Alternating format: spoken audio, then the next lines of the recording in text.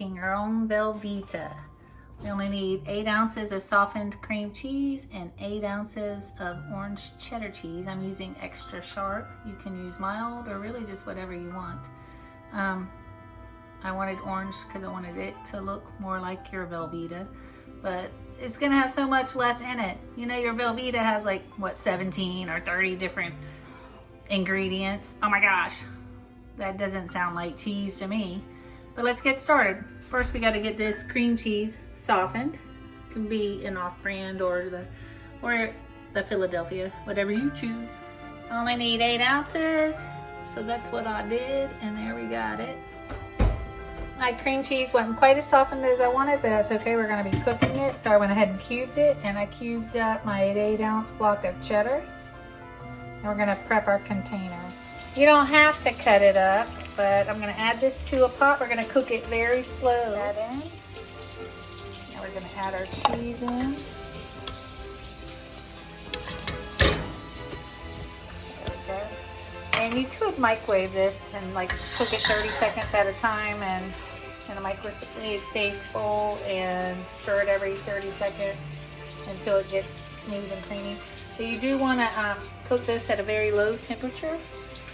So until everything melts and is creamy, so your cheese doesn't turn green. I'm thinking using the rubber spatula is going to be the way to go. There isn't really anything to stir just yet. Just keep checking. Very slow and low. I'm going to use my loaf pan and I'm going to put parchment paper down. I just wet this and crumbled it up to get it good and wet. And then I took a paper towel and dried it, and it's so pliable. I'm going to just line my loaf pan with that. You can cut away your excess, but you could just have it to wrap your cheese up in if you want. But see how it like gets into the corners real well? We're just waiting on the cheese now.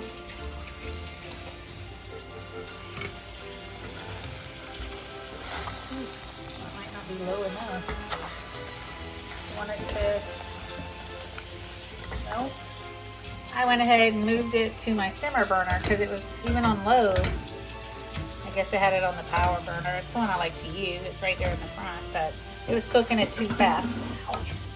The cream cheese melts faster, but we'll just keep stirring. I keep stirring. You can see there's still some cheese to be melting.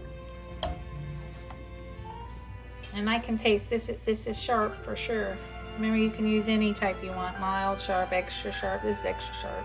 That's all they had in the big blocks at Sam's. Looks like most of the clumps are gone, but I want it super smooth. So I'm going to keep going and stirring so you can still see little clumps. I want it smooth. All right, it's nice and smooth. We're going to go ahead and pour it up in our pan.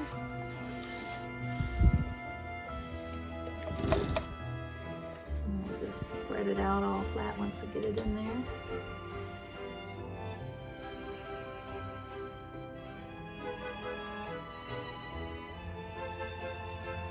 Look, it's our cheese loaf. Cheese loaf. Cheese loaf. Except in this case. I think that part of the secret is to melt it enough.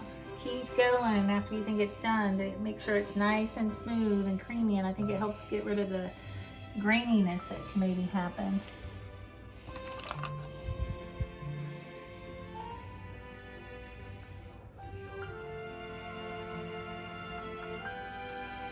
Smooth. And the reason we did the parchment paper is because it should just, you know, we can pick it up and pop it right out. And now we can give this a taste.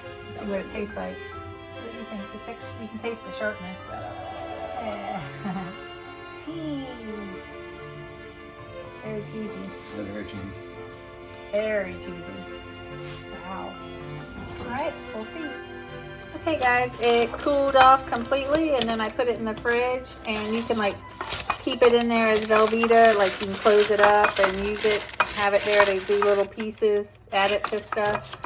Or make that rotel dip that always calls for the Velveeta in the recipe. But we're gonna take it out of here and let's see what it looks like. See, the little 1 pound pieces are like a smaller container, so this is thin. But you can see, look, it looks like a Velveeta. Let's cut some up. There you go, guys. It can be kept in the fridge for 2 to 3 weeks wrapped up. But there's our loaf, cheese loaf, our Velveeta, homemade. Cream cheese and cheddar. Enjoy.